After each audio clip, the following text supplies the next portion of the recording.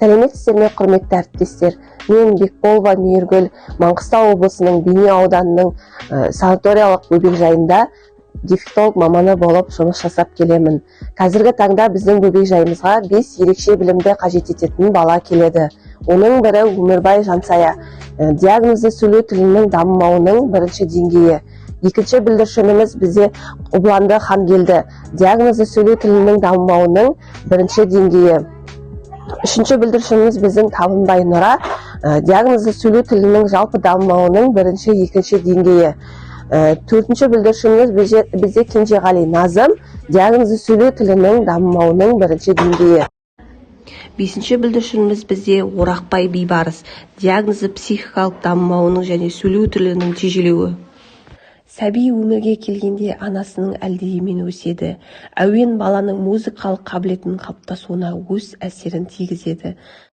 Қазақта жасалатын әрбір ырымдар ән бисіз өтпейді. Мысалы, шілдехана, сүндет той, бесік жыры тағы басқа. Балалардың әуенмен дамуы бойына сіңіру әдісі жалғыз қазақта емес, барлық халықтарда бар. Әуендік интонациялық құрылымы ырғақтық өлшемдік жағынан бесіктің тербелісіне сай бір қалыпты сарында үнделеді. Құлаққа жағымды әуен мен мағыналы сөздер бар бұл әндердің балаларға берер тәрбиелік мәні зор. Сәбилік шақтан бастап музыкалық қызығушылықтарын дамыту педагогтың міндеті.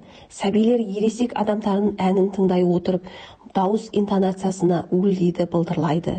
Балалар өзіміздің ұлттық ән күйлерімізді тыңдағанда шаттанып қуанады, немесе сабырлы күй танытады. Алақандарын шапалақтап, аяқтарын тобылдатады. Кейде әннің жеңіл буындарын, әй, топ буындарын қайталайды. Ересек топтағы балалар шағын әндерді үлкендердің көмегімен орындай алады. Дербес әрекет етуге ұмтыла отырып билеуге, ойнауға талпынады.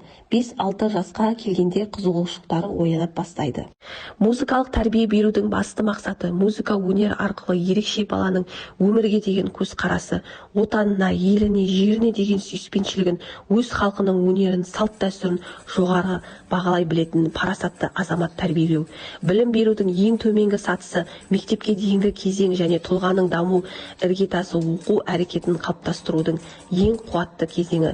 Бұл сатыдағы баланың есте сақтау қабілеті қабылдауы төмен болғанымен білуге құштарлығы зор болады.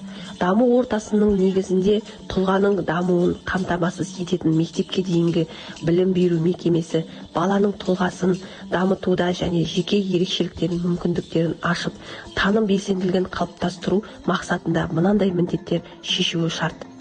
Баланы ортаға бейімдеу, коммуникация орнату. Әуен ұлттық аспаптар арқылы ерекше балалардың қызығушылықтарын оятуға және дамытуға көмек тигізу. Сутжок терапиясы арқылы балалардың психологиялық көңіл күйін тұрақтандыру, ірі және ұсақ моторикасын қалыптастыру. Ойын арқылы ерекше балаларды түзете дамыту.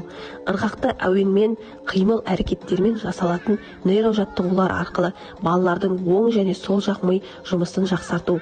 А, О, И ашық буындар артикуляциялық жаттығулар жасау. Музыка терапиясы эстетика мен шығармашылықтың қайнар көзі. Бала әуен тыңдағанда бойында ерекше сезімге бөлінеді. Нақты айтатын болсақ, ішкі жан дүниедегі құбылыстары сыртқа шығарады. Болашақ ұрпақтарымыздың білімді, саналы және шығармашылыққа бейімдеу үшін әрбір білім ордасының өзіндік қазақ ұлттық аспаптарымызды кеңінен қолданып, әндерімізді, салт дәстүрлерімізді дәріптеп жүрейік. Осы музыкалық әуенді ойындар арқылы бөбекжайда ерекше білімді қажет ететін балаларымыз оң нәтиже беріп, ортаға бейімделуде. Мерекелік шараларға, ұйымдастырылған оқу іс-әрекеттерге белсене қатысуда.